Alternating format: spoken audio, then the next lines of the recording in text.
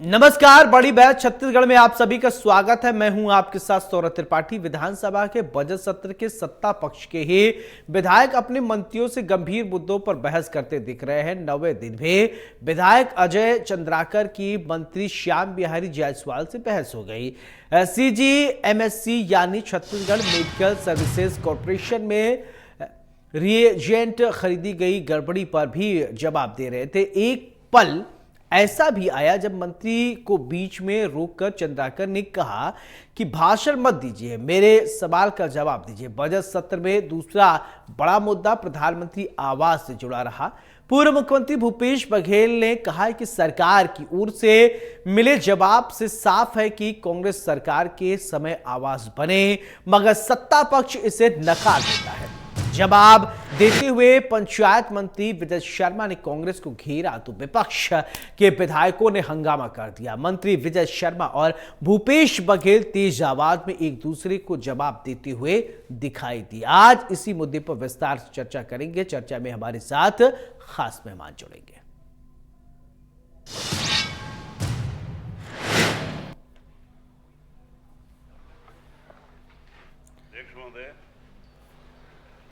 नेता तो प्रधानमंत्री आवास को लेकर भी चर्चा। विपक्ष लगातार सवालों की कर रहा है बौछार।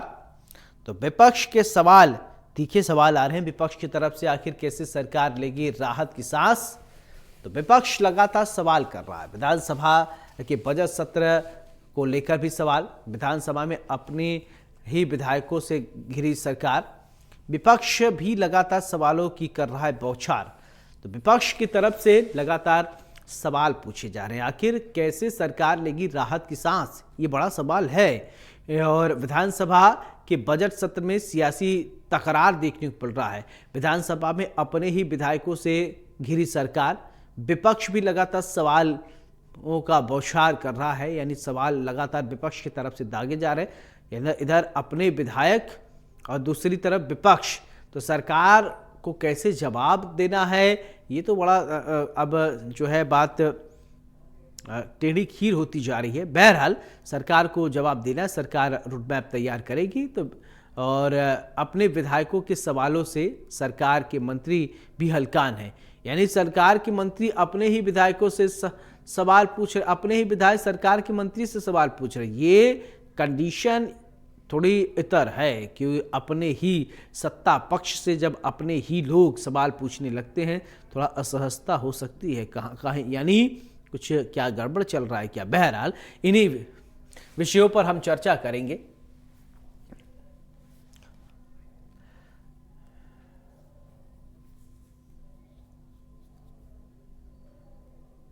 तो विपक्ष भी लगातार सवालों की बौछार कर रहा है। हमारे साथ दो खास मेहमान जुड़ गए हैं। दिनेश अग्रवाल जी हैं, बीजेपी के प्रवक्ता हैं, बहुत बहुत स्वागत है। अजय गंगवानी जी हमारे साथ, कांग्रेस के प्रवक्ता हैं, बहुत बहुत स्वागत है। चर्चा की शुरुआत दिनेश जी मैं आपसे करना चाहूंगा कि आपके विधायक ही अब मंत्रियों से सवाल पूछने लगे हैं। उधर विपक्ष तो सवालों को बौछार कर रहा है, लेकिन सत्ता पक्ष से अपने ही विधायक खूब सवाल पूछ रहे हैं। सब ठीक चल रहा है?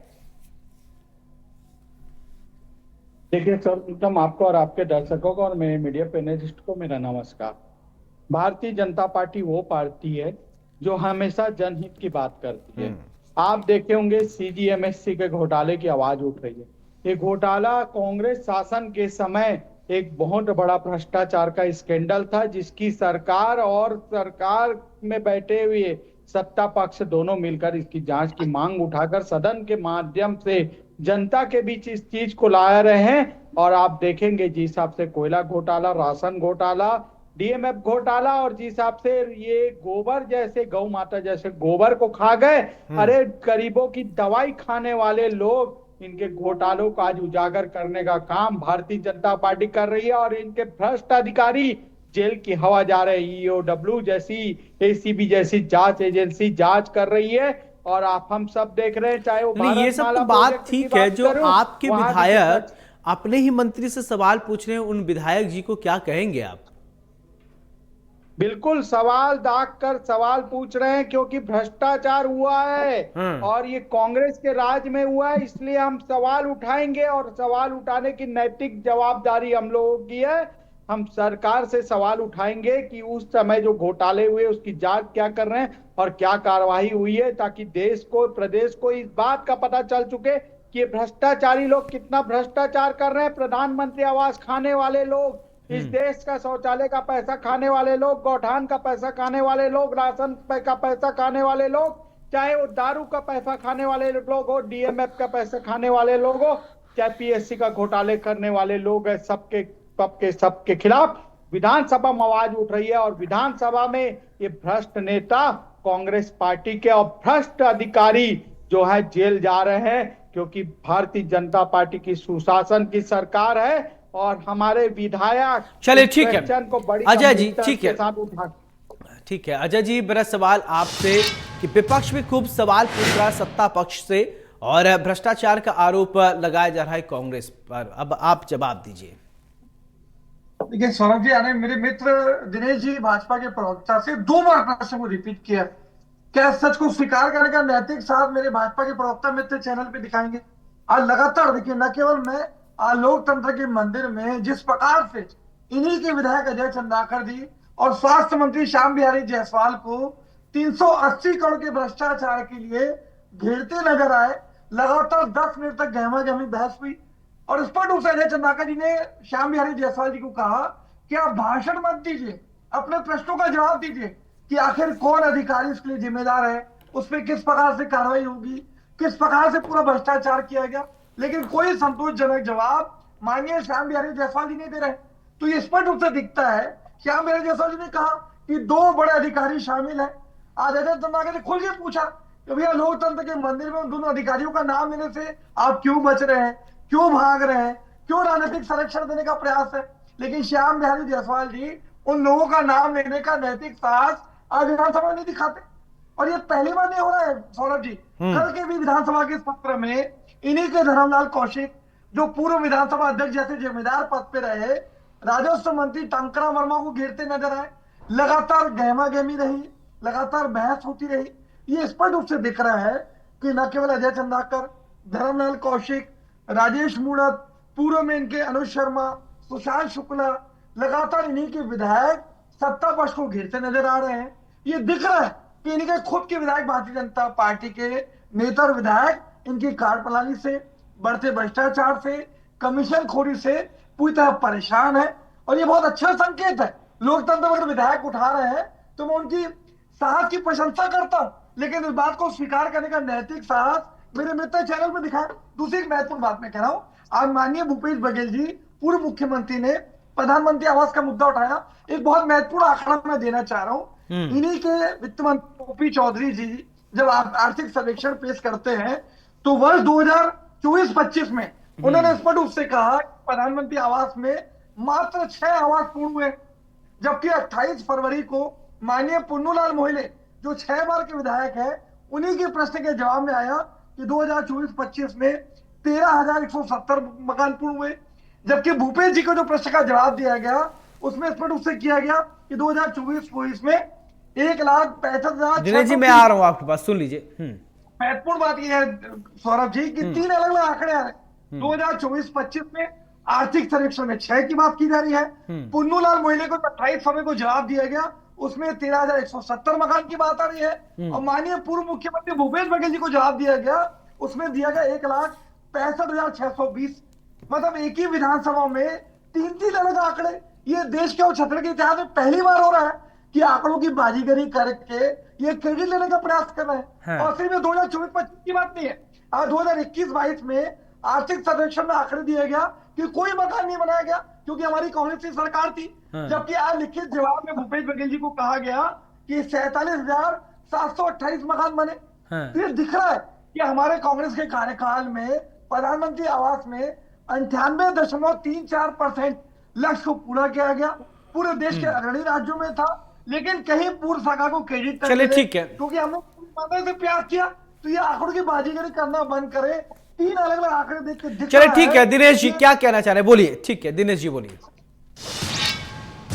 अजय गागवानी जी मेरे बहुत ही काबिल प्रवक्ता है, लेकिन उनको बता देना चाहूंगा, सबसे पहले तो प्रधानमंत्री आवास खाने वाले लोग आज प्रधानमंत्री आवास की याद कर रहे हैं, क्योंकि इनको प्रधानमंत्री आवास के हितग्राही इनको सत्ता से उखाड़ चुके हैं। दूसरा, ये बात कर रहे हैं दो आंकड़ों की, तो मैं अजय गांगवानी जी ऐसे प्रवक्ता को बोलूंगा पढ़ करके आया करे, क्योंकि वित्तीय वर्ष और कैलेंडर वर्ष की वो जवाब दे रहे थे। कैलेंडर वर्ष अलग होता है, वित्तीय वर्ष अलग होता है, तीनों में 3 महीने का अंतर होता है। 3 महीने में शायद सरकार आवास बनेंगे। तो अजय गागवानी जी सुन लीजिए, आप बोल रहे थे, मैं चुप पहले था। कंप्लीट कर लीजिए आप। कैलेंडर वर्ष और वित्तीय वर्ष में अंतर होता है। दूसरी बात, यही वो कांग्रेस पार्टी के लोग हैं जो 5 लाख पीएम आवास का पैसा वापस करने वाले लोग हैं, गरीबों का आवास खाने वाले लोग हैं। हम आवाज देते हैं। इनके मंत्री टीएस बाबा ये कहकर इस्तीफा देते हैं कि मैं प्रधानमंत्री आवास देने में असमर्थ हूं, और इस्तीफा देते हैं। उसके बाद में भूपेश बघेल जी जैसे मुख्यमंत्री जो हमेशा गरीब विरोधी रहे हैं, गरीबों के अन्याय करने वाले लोग रहे हैं, क्योंकि फोनिया दरबार के माध्यम से गरीबों को दबाने का कृत्य होता है। कांग्रेस पार्टी हमेशा गरीबों को गरीब बनाने का काम करती हुई आई है। हम गर्व से कहते हैं अगर गरीबों को प्रधानमंत्री आवास दिया है तो हमारे मोदी जी ने दिया है, और नाम भी प्रधानमंत्री आवास रखा। इनके जैसे इंदिरा आवास, सोनिया आवास, इटली की इंदिरा गांधी का आवास या राजीव आवास नहीं रखा, प्रधानमंत्री आवास रखा है, क्योंकि भारत देश का प्रधानमंत्री। हम नाम के पीछे राजनीति नहीं करते। और मैं बताना चाहूंगा अजय गागवानी जैसे ऐसे प्रवक्ता, काबिल प्रवक्ता को, कि आज देश में अगर अराजकता का माहौल पैदा किया तो इन्होंने किया। ये वो लोग हैं जो अबू आदमी जैसे लोगों का समर्थन कर करके बता दिए। मेरा मुद्दों पे बात नहीं कर रहे हैं। सुन लीजिए सीजीएमएससी का घोटाला इनके राज में हुआ, जिसमें बहुत बड़ा भ्रष्टाचार हुआ है। ये तो मैं फिर बोलूंगा इनके चैनल में, आज सूर्यकांत तिवारी की बात करूं, रानू साहू की बात करूं, सौम्या चौरसिया की बात करूं, या मैं समीर बिश्नोई की बात करूं, आज जेल के फराकों के अंदर है। आज पूरी की पूरी भूपेश बघेल की अधिकारी पूरे जेल के हवा में खा रहे हैं। ये भ्रष्टाचारी कांग्रेस पार्टी के भ्रष्टाचारी लोग आज भ्रष्टाचार उजागर हो रहे हैं सदन में, तो इनको रोना आ रहा है। प्रधानमंत्री आवास की याद आ जा रही है, जो प्रधानमंत्री आवास खाने वाले हैं। अरे टीएस बाबा का मैं समर्थन करता हूं, कम से कम वो काबिल थे जिन्होंने आवाज उठाया। और भूपेश बघेल जैसे मुख्यमंत्री थे, भ्रष्टाचारी मुख्यमंत्री, गरीब विरोधी लोग, जो गरीब का आवास खाने वाले लोग। आज मोदी जी शौचालय दे रहे हैं, एलपीजी का कनेक्शन दे रहे हैं, 5 लाख का बीमा दे रहे हैं। चले ठीक है, जवाब दीजिए। ठीक है, आपको भाषण लग रहा है, चलिए आप जवाब दे दिए। अजय जी ठीक है, दिनेश जी देखिए आपकी बातों को अजय जी कह रहे हैं भाषण मत दीजिए। ठीक है, आप बताइए क्या कह रहे हैं, आप अपना विरोध प्रकट कीजिए, क्या कह रहे थे। सौरभ जी देखिए, अगर किसी मुद्दे पे डिबेट हो रही है तो सही तथ्यों पे, सही आंकड़ों पे चर्चा होने से इंडिया न्यूज पूरे छत्तीसगढ़ में सबसे लोकप्रिय चैनल है। आपके लोकप्रिय चैनल के दर्शक बहुत जिम्मेदारी से, बहुत शौक से आपका कार्यक्रम देखते हैं। मैंने आंकड़े दिए। आपको बात है कि विधानसभा में अगर कोई आंकड़े मांगे जाते हैं, मत करे, बस फाइनेंशियल ईयर से होते हैं 1 अप्रैल से 31 मार्च। आज माननीय गृह मंत्री विजय शर्मा जी ये बहाने है कि हम जो आंकड़े दे रहे हैं वो 1 जनवरी से 31 दिसंबर है। अगर आंकड़ों का हिसाब देंगे तो मैं एक बार आर्थिक सर्वेक्षण में कहते हैं कि कोई मकान नहीं बना, जबकि आज जो फॉर्म आता है 1,65,000। चले ठीक है, आप दोनों को रोकना चाहूंगा, राजनीतिक प्रतिक्रियाएं भी पहले एक सुना देता हूं दर्शकों को। ठीक है, चलिए बयान सुनाया जाए। आज प्रश्नकाल के दौरान बहुत ही साधारण प्रश्न जो गरीबों के आवास से जुड़ा हुआ मामला है, मैंने पूछा था कि वर्ष 2016 से 2025 के बीच प्रधानमंत्री ग्रामीण आवास योजना अंतर्गत वर्षवार स्वीकृति संख्या, स्वीकृति व्यय तथा निर्मित आवासों की जानकारी वर्षवार व जिलेवार देने का कष्ट करें। माननीय मंत्री जी को मैंने आंकड़े पढ़ के बताए, और ये उत्तर भी है जिसमें माननीय मंत्री जी ने, मैं आंकड़े आपको बता देता हूं, ये 2016 जिसमें कोई पूर्ण नहीं हुआ, भाजपा सरकार थी। 2017 भाजपा सरकार थी, उस समय 2,05,034, और उसके बाद आप देखेंगे 2018 में ये 3,07,414, अब 19 में, क्योंकि 18 में हमारी सरकार भी आ गई थी, 19 में आपके 2,20,095 ये देख लीजिए आंकड़े हैं, और 2020 में बने 33,792। हाँ, हमारे शासनकाल में 21 में ये बने 47,000, 22 में बने 10,000, और 23 में हमारी सरकार थी 1,09,489, और 24 में ये बनाए 1,65,000। ना प्रवचन उनको इसलिए लग रहा था क्योंकि ये पूरा ठेकरा उनके सर पर फूटता है। ये मैं नहीं कह रहा हूँ भाई, टीएस सिंहदेव जी ने भी उस समय यही कह करके अपने विभाग को छोड़ा हुआ था। और ये आंकड़े कहते हैं, मेरे पास वो दस्तावेज है, जिस दस्तावेज के आधार पर भाई, तो उस समय ही नहीं हो पाया उसको दिखाने के लिए, जिस दस्तावेज के आधार पर यहाँ पर ये राज्य की सरकार ने राशि लेने से, आवंटन लेने से मना कर दिया था। ये दस्तावेज है मेरे पास।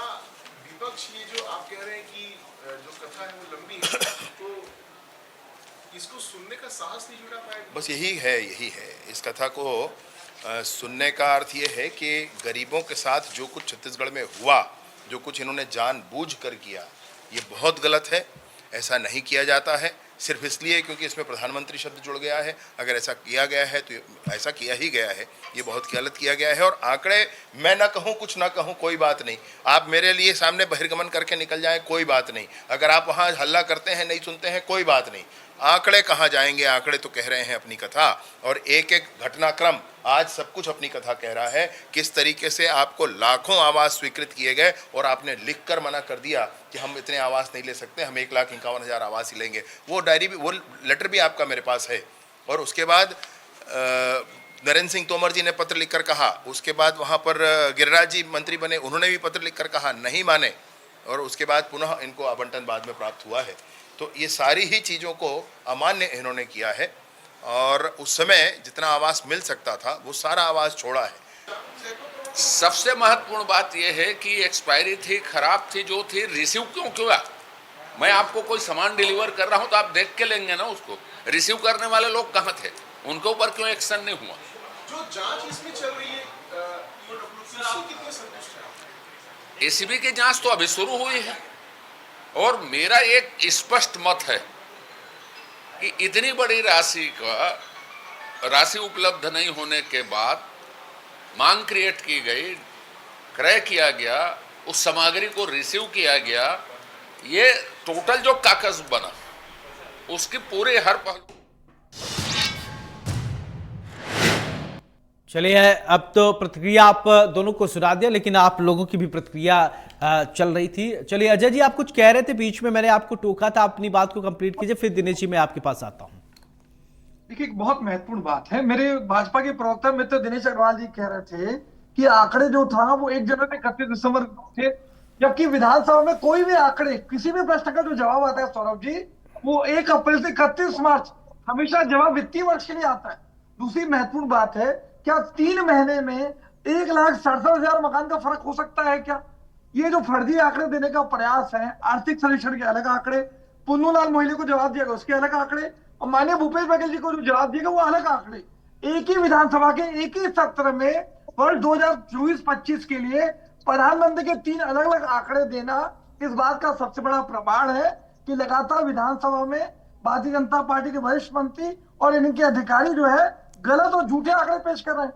दूसरी महत्वपूर्ण बात है कि 380 करोड़ का भ्रष्टाचार हो रहा है।